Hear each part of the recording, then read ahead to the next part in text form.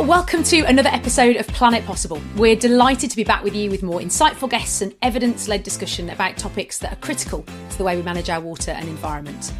A huge thanks to Bwlb, who are our season sponsor for season 4, and you'll hear a little bit more about Bwlb later. We're really grateful for their support. If you're new to Planet Possible, I'm Niki Roach, and alongside being a passionate advocate for all things water and environment, I'm a fellow of SIWEM, which is the Chartered Institution of Water and Environmental Management.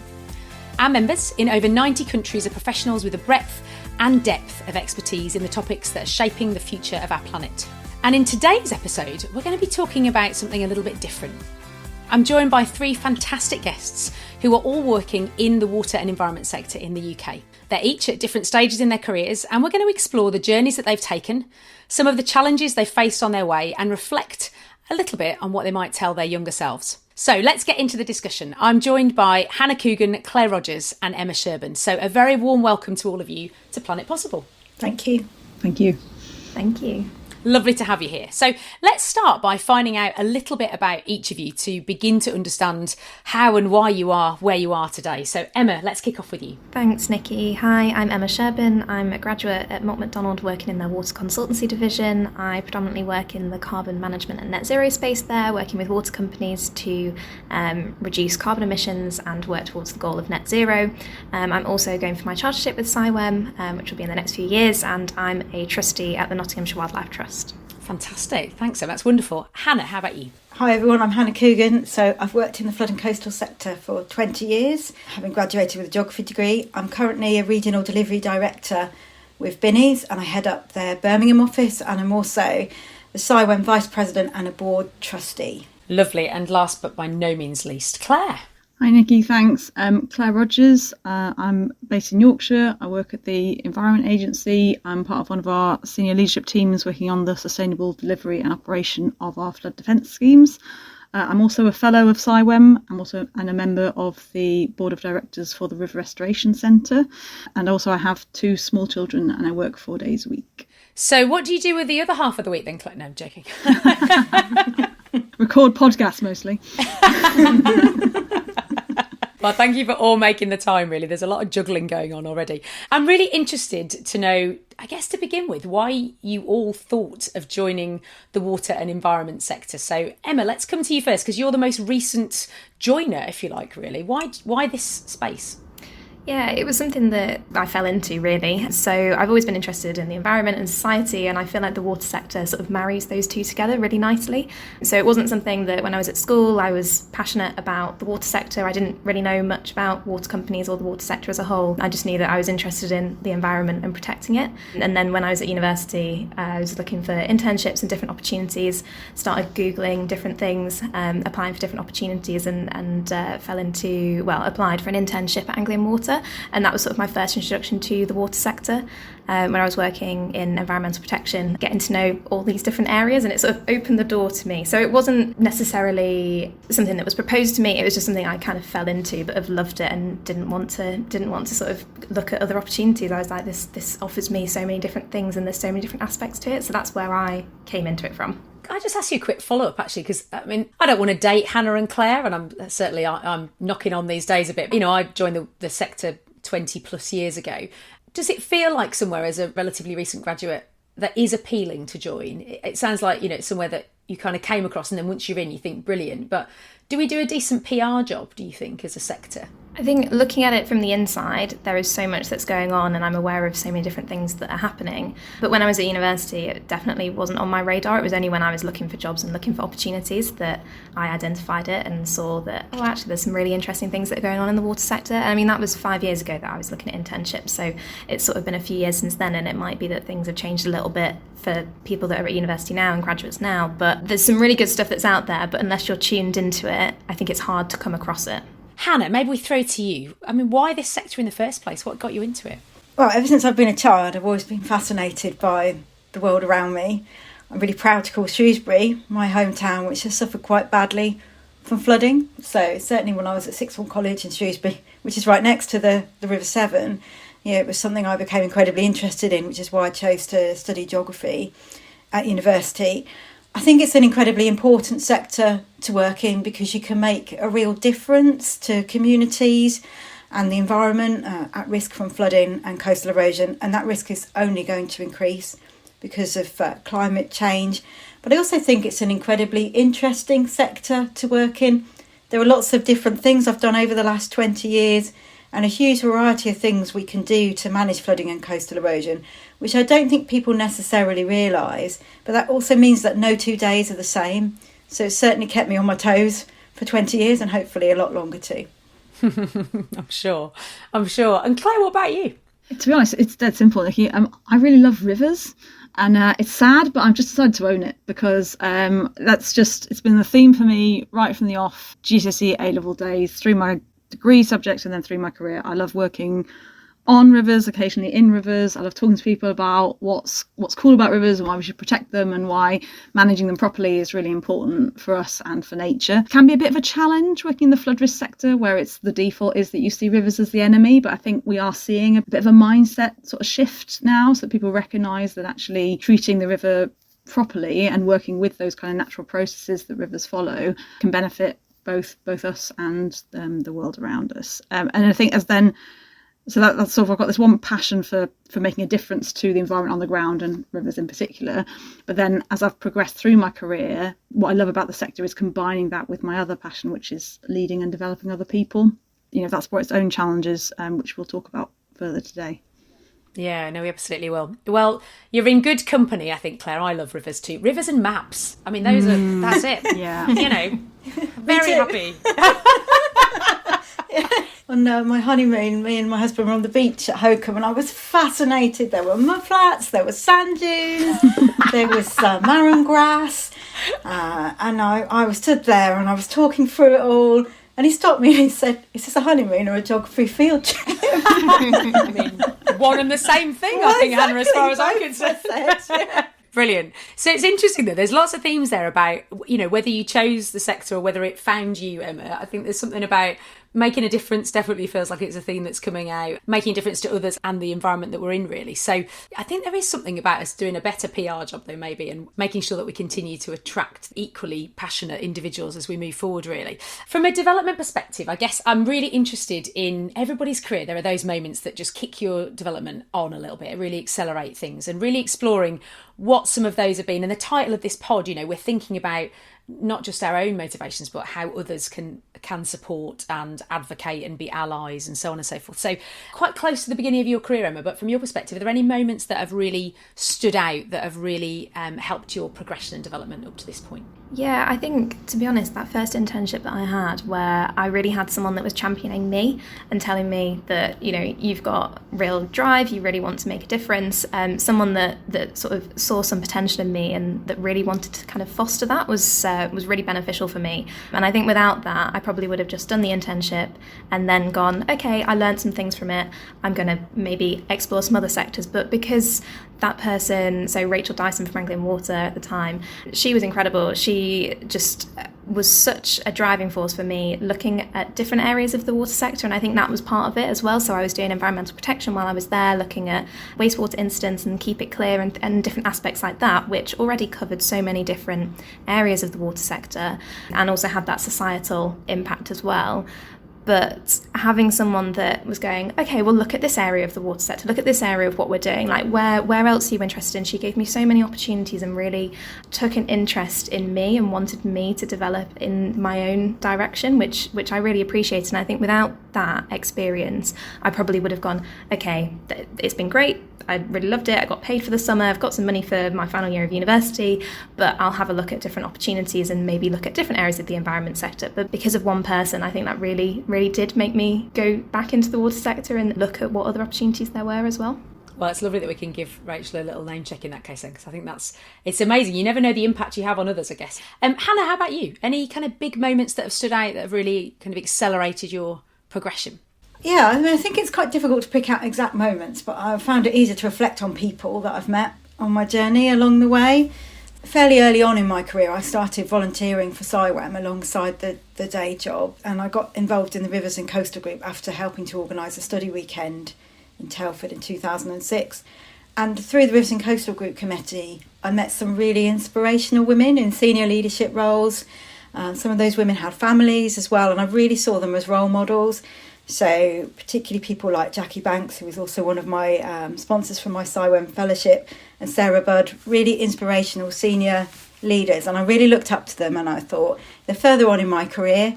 I'm probably at the stage I am that now, and sort of thought, if they can do this and they can act like this, in terms of being so inspirational, knowing their subject, holding the room, then so can I. So definitely want to thank them for that.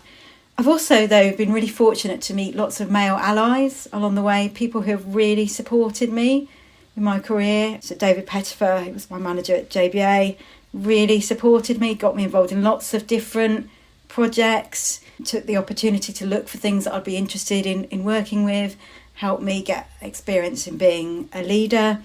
Kevin Keating at JBA at the time, brilliant as an inspirational leader. I learned a lot from him. And then moving into local government, had an excellent manager at Staffordshire County Council, James Bailey. Again, I could look to these people to not only learn from, but they were also really good at giving me some honest reflection. And I think that's really important, because I think it's important to build people up and say, this is what you're great at. I'd love you to try X, Y, and Z. But also to go, and actually just bear this in mind.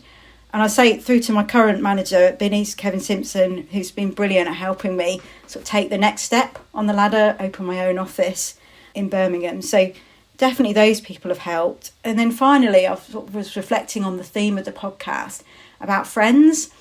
And I thought I've been really lucky to make contacts with friends across the industry. And I really do have SciWem to thank for that. I think I went to a lot of Rivers and Coastal Group study weekends. I think I calculated I've been every year for about 10 years. And I met so many people, and a lot of us are still in contact today. And it's interesting because we can track each other's careers. We can see each other in sort of senior leadership positions in the Environment Agency, in water companies, in consultancy. And what I've found is that's a mutual benefit. People have come to me sometimes to ask me for support to help them get chartered. And I've been really proud to support them and see them succeed. But also those people have been there for me as well. So I think all of those things have really helped me to progress.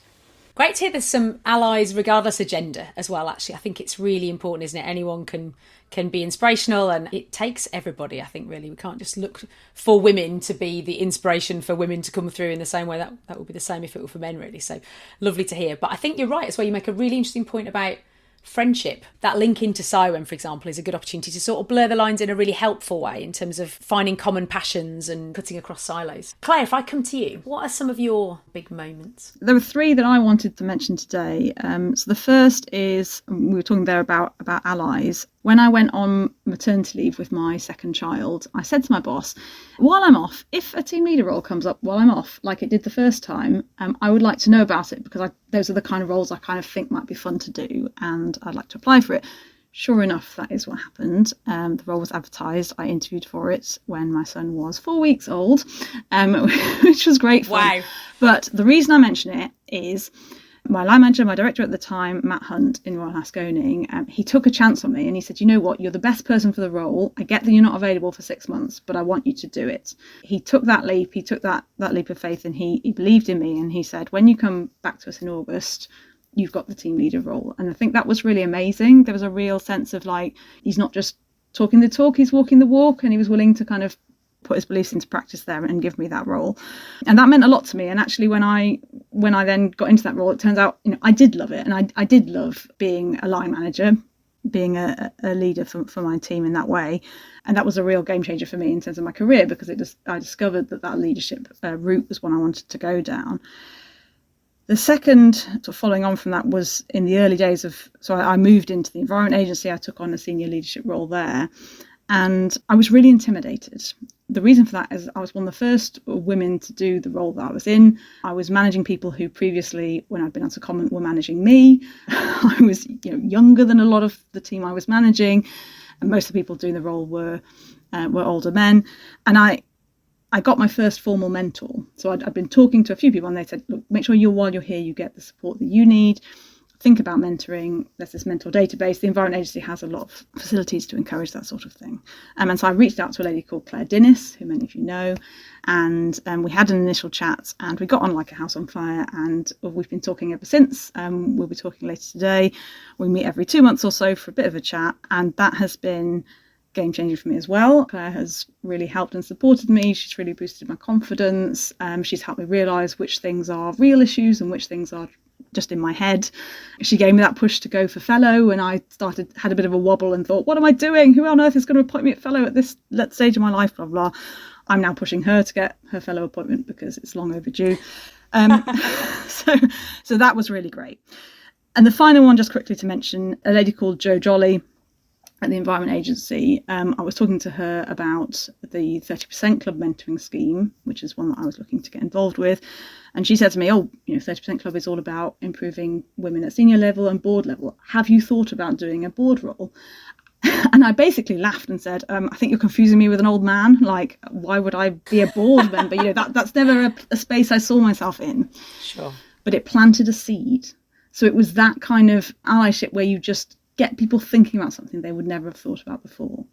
And sure enough, a year and a half later, I joined a board of directors for the first time. Isn't that extraordinary, the impact, again, that others have on us? And Claire, you dropped in there that you went back to work after 6 months, is that right? Yes, so I shared parental leave with my other half. That's the other thing I thought about mentioning too when Hannah was talking about friends and that kind of wider network. Actually, the single biggest ally I've had in my career has been my husband, because we shared the parental leave between us. He also works part-time 4 days a week. So that has also been a game changer for me in terms of what I've been able to do with my career. I'm a little resentful, if I'm totally honest, that I have to be grateful for that, because I don't think I ever hear a man say, you know what's helped my career? My wife took maternity leave and worked part-time to look after the children. But he has done that, and it has made a massive difference. And I'm very grateful to him for that. Shout out to Mark if you're there. Lou. It's lovely. I'm liking all the shout outs today. This is a novel one for me. It's brilliant. It's wonderful to hear each individual story, I guess, really. And for me, I'm hearing themes about mentoring is very much a two-way relationship. I definitely feel that with the person that I mentor. I think that she mentors me just as much, to be honest with you. We started to touch a little bit there on boards, and each of you in your intro said that you are sitting on boards. And I think you're right, Claire. I mean, I joined the Siren board 6 or 7 years ago, and I was inspired to do that by another friend of mine who was doing something similar, and it suddenly occurred to me, that could be an option. So let's just dig into that a little bit, because I think boards does still feel like the domain of, you've got to be much further on in your career. I think less so maybe about gender, historically maybe more so, but these days it does feel like, I need to have loads of experience before I'm useful to an organisational board. But you're all sitting on boards and you're not near retirement age. I can attest to that, listeners, even though you can't see them. They're definitely not. Emma, can I come to you first, actually? Tell us a little bit about the board role that you've got. Yeah, so I'm a trustee at Nottinghamshire Wildlife Trust. I started as a youth trustee, and I've recently sort of been promoted or aged, I don't know which one's better, to a full trustee. And I started my youth trustee role back during the COVID pandemic, so it was kind of November of 2020. That was a 2-year term. It was a new role for Nottinghamshire Wildlife Trust. I think there's a lot of wildlife trusts and other charities as well that are taking on youth trustees to try and diversify their trustee boards, because there's certain characteristics that you would expect from trustee boards, and so that was something that Nottinghamshire Wildlife Trust were actively trying to work on. They advertised for a youth trustee role. It was something I was engaged a little bit in the Wildlife Trust, in Nottinghamshire Wildlife Trust, but I wasn't doing any volunteering at the time. I'd done some volunteering with them when I was at school, and home is Nottinghamshire as well. I grew up in Nottinghamshire, so when I saw the role advertised, it was something that I really wanted to get involved in and put my academic practices into action, because I think when I was at university doing both my undergrad and my master's, I was like, this is great, I really love it, I'm learning so much, there's so many different aspects to it, but I just felt like I wasn't doing anything with it at the time. And maybe it was just the point in my life that I was at. I wasn't really working full time like I am now, but it was something that gave me a really good opportunity. So that's sort of how I fell into it, was through an advertised role, but then have continued on and sort of getting involved in the different working groups and boards at Nottinghamshire Wildlife Trust now as well. Planet Possible is sponsored by Bwlb, who are at the forefront of innovation, collaboration, digital excellence and customer experience. They help to enable their customers to continuously improve operational efficiencies whilst recognising the importance of and addressing industry-wide challenges such as climate change, the journey to net zero and regularly evolving regulation. At their heart, Bwlb believe collaboration with customers and industry partners is fundamental to building transformative solutions across the utility sector that ultimately benefit their customers, the consumer and our environment.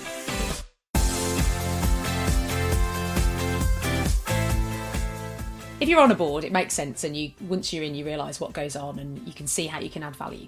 But I think from the outside, they can sometimes seem a little bit inaccessible, really. So from your perspective, Emma, as somebody who's, relatively recently stepped up as a full trustee, what are some of the reasons that you are on a board? What are some of the benefits that you think you get from being on a board? I think for me, a lot of it is putting into practice a lot of those academic teachings, like I said earlier. But actually, I learned so much from the other trustees that are around me, from the discussions that we're having. So even though I'm sort of getting to put into practice some of the different principles and the different theories that I've learned, I actually am learning from the people around me, and that's not something that I did expect it, but it's just not something that was as evident to me. I'm learning different skills all the time just from the discussions that we're having. We're having discussions about finances, we're having discussions about staffing, things that as a graduate I wouldn't be learning per se. So it's given me a completely different perspective and way of looking at businesses, and sort of really complementary to my day job as well.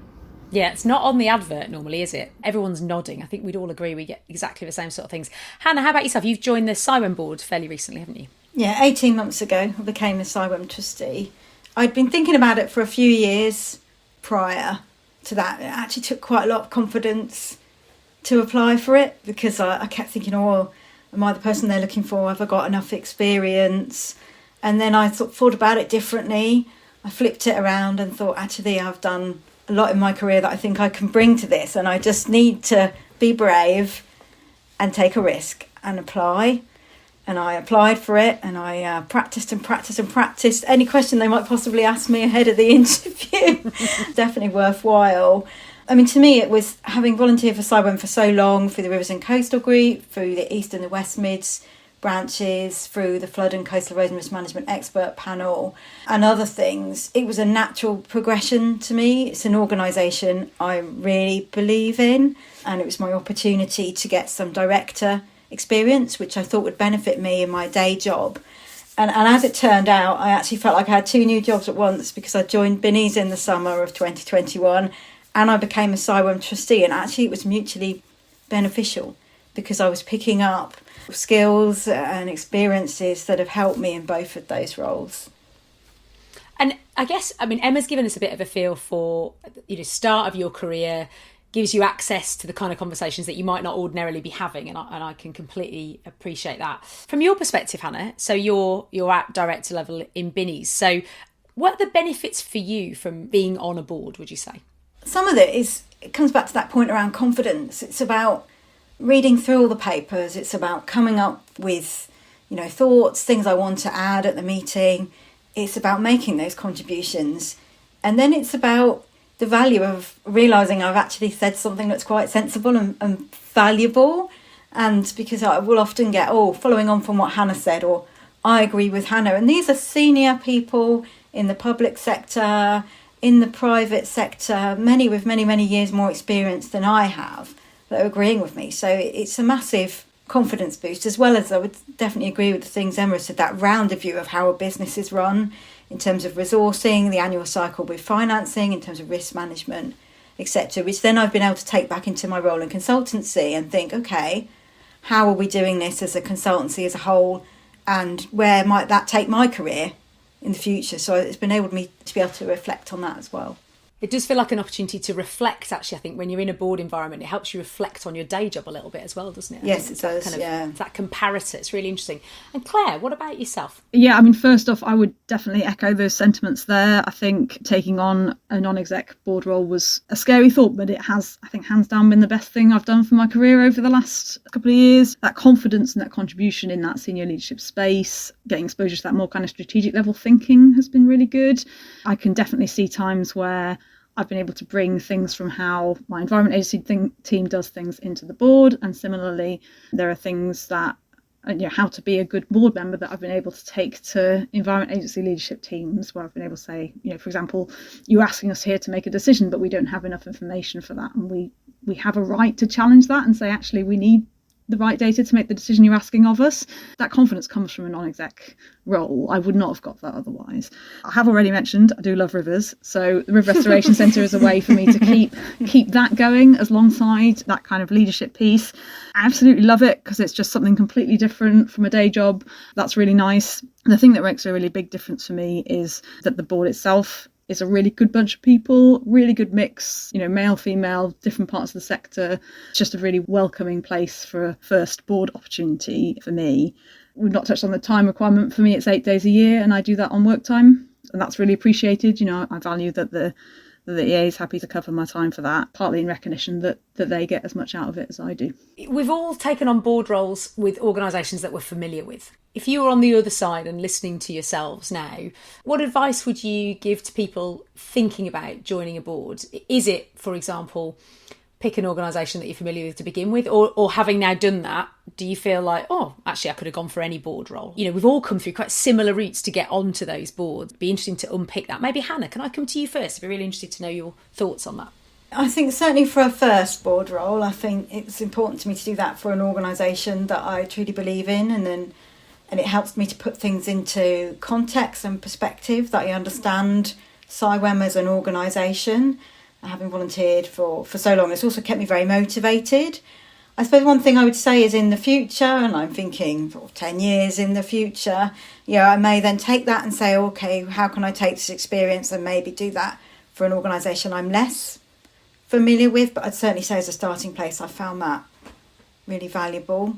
I think I would say it does have to be an organisation that you believe in, because often this work is voluntary. You have to give your time to do this. You need that motivation that Hannah talked about, and that is hard if it's not an organisation you care about at all. It doesn't have to be relevant to your day job. I've got friends who are school governors, or who are on the board of like a dance group or a music thing or whatever, sports group, whatever.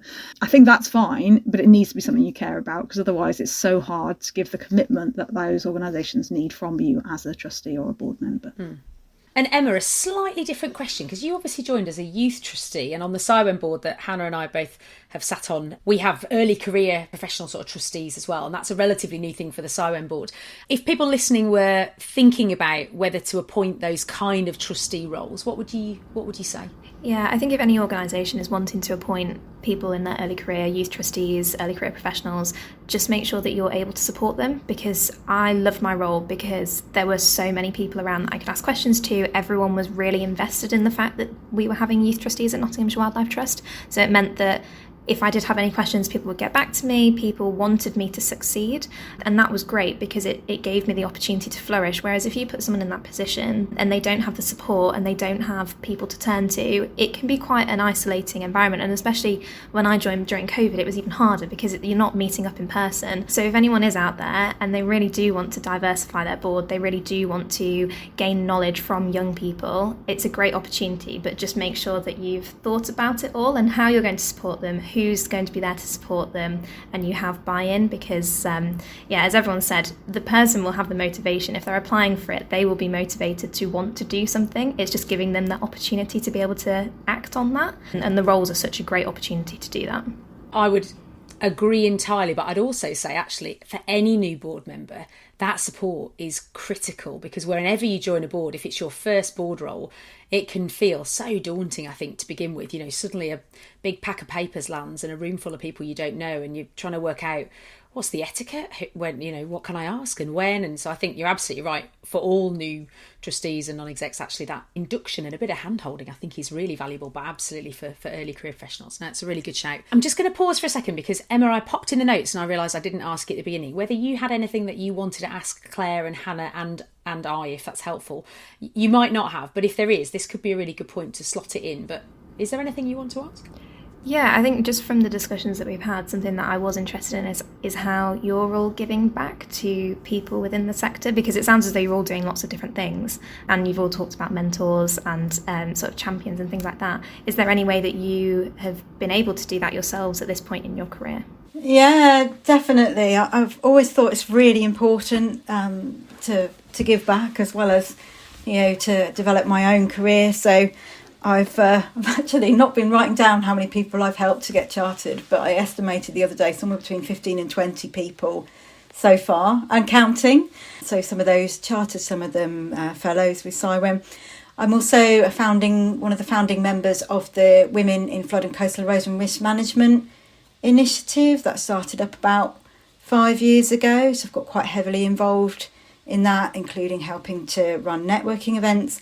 And I'm currently a mentor. So we run mentoring in Women in FSERM as small groups of people with a mentor. And there's 2 groups of people I've now been mentoring in public speaking, which is a skill I've had to develop myself over the last 20 years, and I'm keen to share things. But I would also say, and other people have said this about mentoring, people make comments and it's really helpful to know that you've helped them, but I've also learnt a lot from other people, and it's really helpful to hear from people at different stages of their career and to learn from their experiences.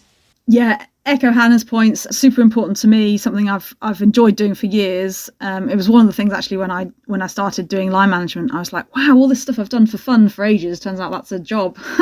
Who knew? So yeah, the group mentoring that Women in FCRM do, I've done that as a mentor. That was really good, really fun, and a really good way to pay it forward with a group of amazing women in the sector. I do work with my local sixth form. Some mock interviews with them recently. I've mentored, similar to Hannah, lots of people through the CIWEM mentoring process, and I've done bits of spot mentoring within the Environment Agency as well, and helped on some of our outreach work, because as you say, I think there's always more we can do to raise awareness of the sector, and I try and challenge myself on that as well. So recently we've been talking a lot about diversity, and particularly racial diversity within the Environment Agency. One thing I challenge myself on is that actually most of my mentees, when I think about it, are white middle class women in their 30s. Those are my people. So I challenge myself to broaden that, and I have done, and that sort of changed what I've said yes to, and who I've actively and reactively offered to mentor and support. The CIWEM mentor platform, quick plug there, has been really good for that too, in terms of the breadth of people who need support, maybe who aren't in organisations that have big support networks, and so that's been particularly rewarding. Did you want me to answer, Emma? Yeah, absolutely. I'm slightly overwhelmed by the 2 answers that have gone before me, and this is going to sound decidedly less impressive than Claire and Hannah.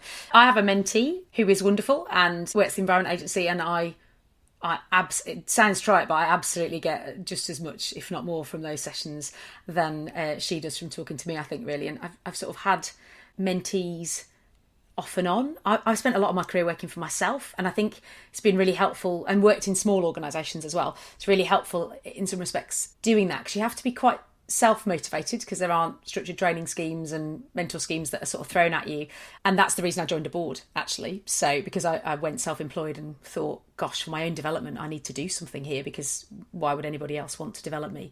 So I've had informal mentors, is what I would say. I would describe it almost as like my own little trustee board. You know, when I have big decisions to make, there's kind of a group of people, very broad mix of backgrounds and genders, that I would quite often just pick up the phone to and have an informal chat. And a bit like Hannah, I credit CIWEM hugely with helping me develop that network. Some of it's come from people that I've worked with, you know, in jobs, but I was lucky enough to go to Belfast a couple of months back and went to the Northern Ireland branch dinner, which was delightful, and met somebody who I hadn't seen for 20 plus years, but I'd been on a young members study tour to Scotland in 2001, I think, and we hadn't seen each other. We'd kept in touch via email, and then, you know, we just sort of lost touch, and then he, you know, just came up to me and said hello, and I was like, oh, it was like we hadn't, you know, there'd been no time passed really. And for me, that's the joy of CIWEM. And so I suppose a bit of what I do is, hopefully this podcast in some respects gives back a bit, in that trying to share other stories and voices and connect. I am a big fan of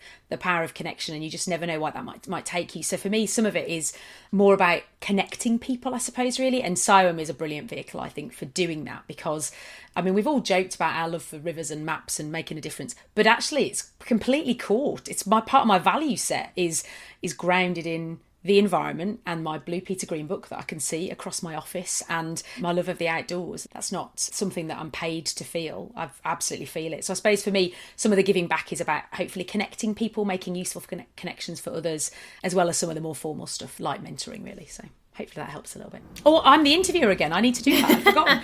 Does that answer your question, Emma, absolutely does. That was really useful. It's great to hear about all the different aspects that you're all involved in as well now, as well as the things that you're also gaining from and the reflections that you have, because yeah, I find that whenever I have conversation with people, I think that people are reflecting on what they've done, but also it's really useful to be sharing that knowledge and to be able to give that to people. I guess 2 final ones for me, really. One that's maybe a bit quick fire for you all. So, Emma, you are not very far away from your sort of 21-year-old self, really. But if you were thinking back to just before you joined the sector, what advice would you give yourself based on what you know now? I think just make sure you look at everything that's available. Sort of don't say no to anything. Just keep opening doors, keep meeting people, keep going. You'll learn something from everything that you do, whether it's taking on a new job, whether it's taking on a trustee role, whatever it is, just make sure that you say yes to things, because there's always an opportunity out there and you'll learn something from it. And if it's a new project, whatever it is, whether it's at university,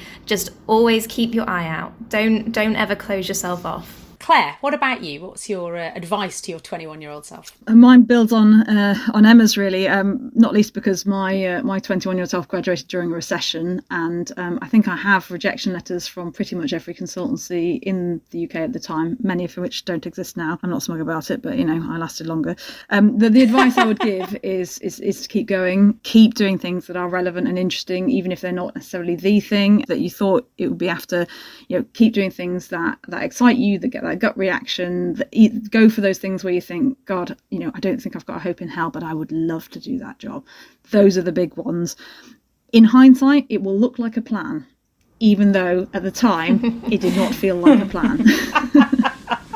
I feel like I'm going to write that down and put it on my wall as an inspirational quote. In hindsight, it will look like a plan. Brilliant. Oh, Claire, that's wonderful. And Hannah, how about yourself? Yeah, I think I use a running analogy, if that's okay, because I like to run as well as loving rivers and coasts. So I would definitely say that, looking back over 20 years, that think of a career as a marathon and not a sprint, and pace yourself and enjoy every mile. You're not just running the marathon to get to mile 25 and run past Buckingham Palace. Enjoy miles 1 and 2 and make the most of, as other people said, the opportunities that come along. And also, following that analogy, remember to fuel yourself and give yourself energy boosts. I'm not talking about Lucasade, but what I'm talking about is that role there of friends, mentors and allies, and those CPD opportunities as they come along. And the last thing I'd say, and I'll say definitely don't do this when you're running a marathon, but be prepared to change course as opportunities present themselves. That's a great analogy as well, really. I think some wise words from you all. So, final question, and I ask everyone that joins us on Planet Possible this. So we have a magic wand here on Planet Possible, and reflecting on our discussions, I'm going to pass you, in turn, the Planet Possible magic wand. Give it a wave and tell me what you would want to make possible. So, Claire, let me come to you first. Just picking up on some of the things I talked about earlier with regards to kind of equality at those more senior levels, I think I've talked a bit about shared parental leave and men working part-time. The thing I'd love to make possible in the UK is, or rather, the thing I want to make common is for men to take more of those roles. I think if we truly want equality at a senior level in the water and environment sector for men and for women, that involves men doing more at home as well as women doing more in the workplace. I think the pandemic taught us a lot about the value of childcare. The sceptic in me thinks we won't fully value that until it's something that men have to do more of as well. I think we would all benefit from that. Hannah, how about yourself? If I was to wave a magic wand, I would wave it so that women could feel like they can aspire to be anything that they want to be. And the thing is that I am seeing this change. So with my own children, I'm seeing them explore the subjects they want to do their A-levels in, the subjects they want to study at university and the careers they want. And I'm not seeing any gender bias in that at all, which is really positive. So the good thing is I can wave the magic wand, but I feel like we're heading in that direction in any case. Let's throw to Emma for the last word. What would you do with a magic wand, Emma? Yeah, I think those are both 2 brilliant answers, and I think to give something that would build on that as well is to have more of those I think I'd want to see more small opportunities, more of those opening door opportunities available to everyone, whether it's water companies, whether it's consultancies, whatever it is. Environment sector has so much to offer, and I think those small little opportunities, whether it's work placements, whether it's internships, whatever it is, more of those being offered that young people can go into. That would be my one wish, because I think if anyone can see what it's like, they will love it. And if they don't, then I think also the companies will learn from it as well. And I think there'll be a lot of women that probably don't look at that as an opening opportunity, and charities as well, sort of getting those small opportunities out there, whether it's mentoring for trustees, whether it's those small opportunities, just having those opportunities available, more of them for everyone. Brilliant. Some wise words from you all. I've thoroughly enjoyed our conversation. We have, as ever, run out of time, so I'm going to have to draw it to a close. Thank you all for joining us. I hope you found the conversation insightful too. I hope it's given you something to reflect on maybe in your career. You can subscribe to the pod on your usual podcast player to never miss an episode, and we'd love to hear your ratings and reviews too. And I'm looking forward to sharing the last bit of the season with you before we finish. So all that leaves me to say is a huge thank you to our wonderful guests today, Clare Rodgers, Emma Sherburn and Hannah Coogan. Thank you all for joining us. Thank you. Thank you very much. Thank you. And that's it for now, everyone. Stay safe, and we'll see you next time.